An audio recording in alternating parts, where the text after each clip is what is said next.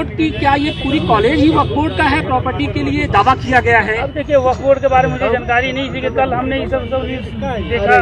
अभी ये क्या है वो तो मौलाना जी, कुछ छात्र यहाँ के कह रहे हैं कि पहले ये बहुत छोटी मजार थी, बाकी देखते देखते बड़ी हो गई।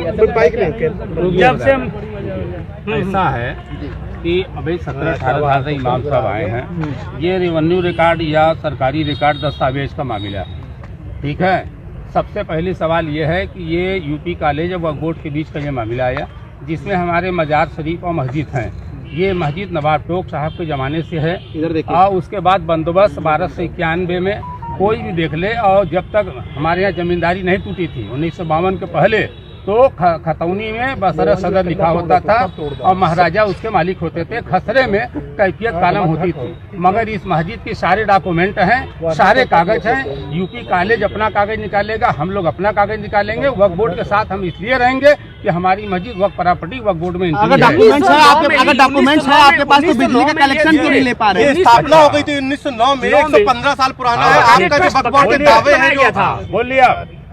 1909 में अगर इसकी स्थापना हुई तो हम 1882 की बात करते हैं। आप इसका जवाब हमको दे दीजिए। 1882 में क्या यूपी कॉलेज था? अगर यूपी कॉलेज को जिसने जमीन दिया हुआ पेपर यूपी कॉलेज जो जिस ट्रस्ट के माध्यम से ये लिया गया है, उसमें ना आप जमीन खरीद सकते हैं ना बेच सकते हैं, ये प्रावधान है। ठीक है। ये ट्रस्ट कौन सा ट्रस्ट है? ये ट्रस्ट का इंडोरमेंट ट्रस्ट है।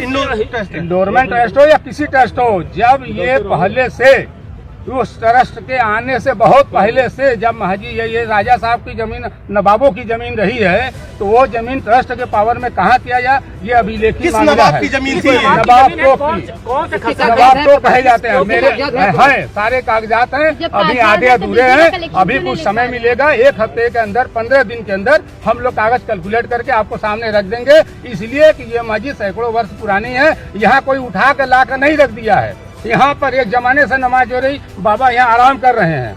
तो यूपी कॉलेज 1909 में बनी, उससे पहले से है, इसलिए है पहले से है। काट दी गई है मस्जिद, काट दे, सब काट दे। ये तो भैया वर्तमान की सरकार है। मस्जिद और मजार है, मुसलमानों पे तो आफत आई हुई है। किसी मंदिर का बिजली कटते हुए आपने देखा? पूर्ण दावा कर रहे हैं ये? जी नहीं, ये मामला वक्फ बोर्ड का दावा वक्फ बोर्ड जाने। मस्जिद वालों से मस्जिद की जमीन और बाबा के मजार इतने से सीमित है, हम उस पर बात कर सकते हैं। बात सिर्फ मस्जिद तक की नहीं है। बोर्ड ने दावा किया ना आपकी मजार के आधार पर। बोर्ड ने दावा किया तो ये गलत, आपको लगता है कि गलत दावा? ये वक्फ बोर्ड ने दावा किया, ये वक्फ बोर्ड बताएगा। मेरे पास उनके दावे के कापी नहीं है। हम मस्जिद से रिलेटिव लोग हैं, हम मुस्लिम हैं, मस्जिद में नमाज पढ़ने आए, इमाम साहब से मुलाकात हुई, बात हुई। वक्फ बोर्ड ने आपकी मजार की मस्जिद के आधार पर ही दावा ठोका है। हाँ, तो जो कागज हमारे पास मिले हैं, बहुत ज्यादा कागज है, वो आपको भी नहीं इसलिए बता सकते कि मुकम्मल हमारे पास आ जाएगा, उसके बाद ही जाएंगे।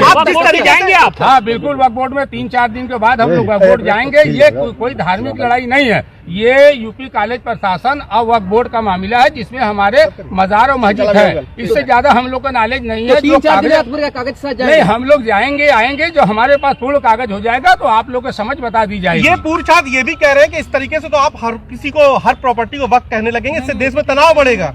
हम कह रहे हैं कि वह प्रॉपर्टी जो लोग नहीं करना चाह रहे हैं, हम कह रहे यूपी कॉलेज का पूरा पेपर आप पढ़ लिए हैं कि किस ट्रस्ट ने उनको दिया, पढ़ा आपने? कौन सा राजी नंबर है? कौन सा राजी नंबर पढ़े बताइए? 59 है ना? कौन सा राजी नंबर है? 59 है। रकबा कितना है? अब रकबा की 5 राजी नंबर है। 100 एकड़ 5 राजी नंबर है, एक नहीं है, 5 राजी नंबर है। आपके मुताबिक? अरे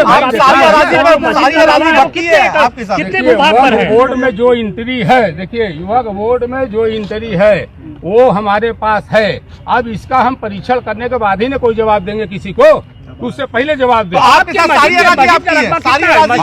ये नहीं कहा कि सारी अराजी हमारी है। हमारा कहना ये है कि जहाँ पर हमारी मस्जिद कायम है, बाबा का मजार कायम है, हम उतने से बात करेंगे। मस्जिद उस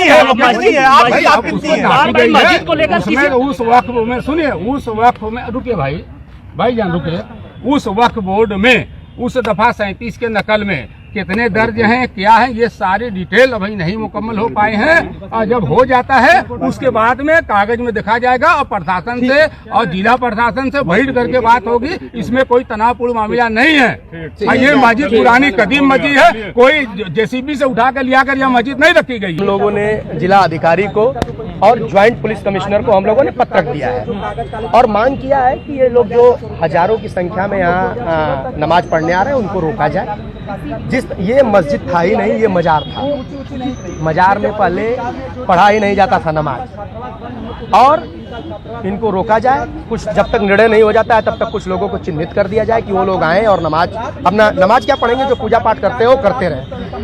ये लोग सामाजिक उन्माद को बढ़ावा देने का काम कर रहे हैं। अभी तक ये हम लोग तो 2005 से पढ़ रहे हैं, 2005 के समय में 2012 के समय तक यहाँ कोई नमाज पढ़ने नहीं आता, क्योंकि मजार में लोग नमाज नहीं पढ़ते। अभी की स्थिति ये है कि लंका से लोग यहाँ नमाज पढ़ने आते हैं, बीएचयू से नमाज पढ़ने।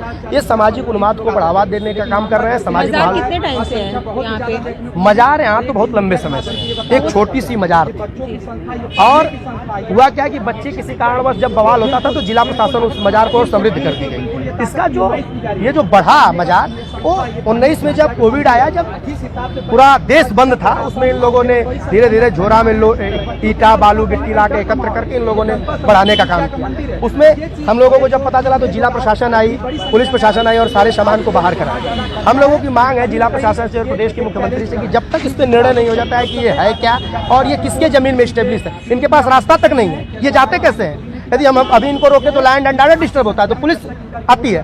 तो जब तक ये निर्णय नहीं हो जाता है तब तक इन लोगों को रोका जाए, 2-4-5 लोगों को चिन्हित कर दिया जाए कि वो लोग आए अपना कार्रवाई। 2 साल पहले भी यहाँ पे बवाल हुआ था मजार के पास। 2 साल पहले बवाल यही हुआ था कि ये लोग निर्माण करा रहे हैं। उस समय पुलिस आई और इन लोगों के सामान को बाहर कराई, लेकिन हम लोग उससे भी दुखी हैं कि भाई पुलिस केवल सामान क्यों बाहर कराई, उनके ऊपर मुकदमा लिख के उन मौलवी को जेल भेजना चाहिए था। अभी हम लोग यदि गेट बंद कर दें तो क्या माहौल रहता। अभी यदि हम गेट बंद कर दें, यहाँ 20,000 छात्र पढ़ते हैं, पुलिस रोक नहीं पाएगी। और हम अल्टीमेटम देना चाहते हैं आप लोगों के माध्यम से कि यदि इस पर त्वरित कार्रवाई नहीं हुई तो आने वाले समय में छात्र क्रांतिकारी आंदोलन के लिए बाध्य होंगे। वक्फ बोर्ड के द्वारा जो दावा किया जा रहा है कि ये कॉलेज का जो जमीन है ये उनका है, भाई वक्फ बोर्ड, इसमें तो नायब तहसीलदार आए, कानून को आए, लेखपाल आए, डीएम साहब आए। डीएम साहब तो मान लीजिए कैंप कार्यालय पे थे, मुलाकात नहीं हुई है। इसमें जिला अधिकारी है ना, वो बताएं सन 59 में अराजी नंबर 59 की जमीन सन 60 में यदि कॉलेज प्रशासन ने खरीद लिया और वो उदय प्रताप शिक्षा समिति की जमीन हो गई तो इनका मालिकाने हक कहाँ से। ये लोग फर्जी तरीके से यहाँ नाम चढ़वा के काबिज है। उनका कहना है कि तो दावा तो हो ही चुका है, लेकिन उन्होंने नोटिस दिया था 2018 में। नोटिस देने का क्या है, ये सामाजिक उन्माद बिगाड़ने का काम करें। जब 18 में नोटिस दिए तो जब मुख्यमंत्री जी आए तो ये लोग सामाजिक उन्माद बिगाड़ने का, जब सब चीज शांति से चल रहा था तो आज 1000 की संख्या में यहाँ भीड़ लगाने की क्या जरूरत थी। और मुख्यमंत्री के आने के बाद ही ये उन्माद क्यों फैला। हमारा भी सवाल यही है कि जब मुख्यमंत्री आए तभी ये चीजें सामने आई। प्रदेश के मुखिया के सामने यदि कोई प्रदेश में गड़बड़ी करने का काम करेगा तो युवा भी उसको नहीं छोड़ेगा। हम पुलिस प्रशासन के दम पे नहीं है। देश का युवा प्रदेश के मुख्यमंत्री के साथ है और उनके साथ कदम से कदम मिला के चलने के लिए आतुर है। आगे की कार्रवाई क्या है आपकी? आगे यदि पुलिस प्रशासन और जिला अधिकारी कार्रवाई नहीं करते हैं तो आने वाले समय में हम लोग एक क्रांतिकारी आंदोलन के लिए